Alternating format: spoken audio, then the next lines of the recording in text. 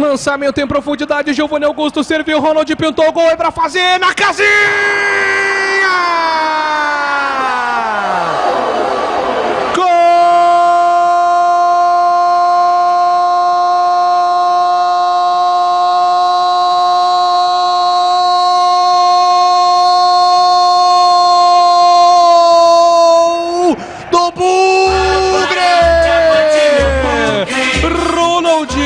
É do Guarani, Ronald!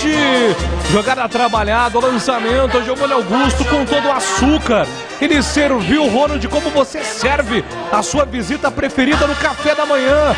Um passe açucarado, Ronald de frente pro gol. A grande novidade era a escalação do Guarani. Com muita tranquilidade, levantou a cabeça, tocou no canto. A bola foi tão mansamente pro cantinho que beliscou a trave antes de entrar na casinha da Ferroviária.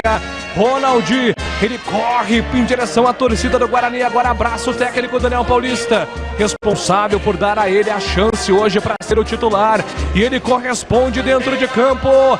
Beleza, Bugre! Beleza, Ronald! Beleza, Bugre! Beleza, Ronald! Aberto o placar no brinco.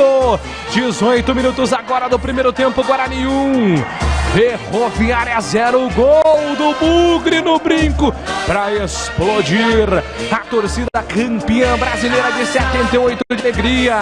Ronald, Guarani 1, Ferroviária 0. E aí, CH é gol do Ronald na Bandeirante.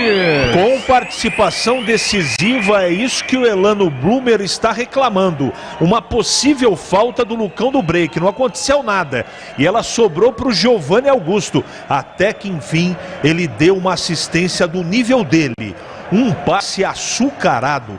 Que assistência! Aí o Ronald, com categoria e qualidade, deu um tapa com a perna direita por baixo do goleirão da Ferroviária. O Saulo, que não pôde fazer absolutamente nada. Estava cara a cara.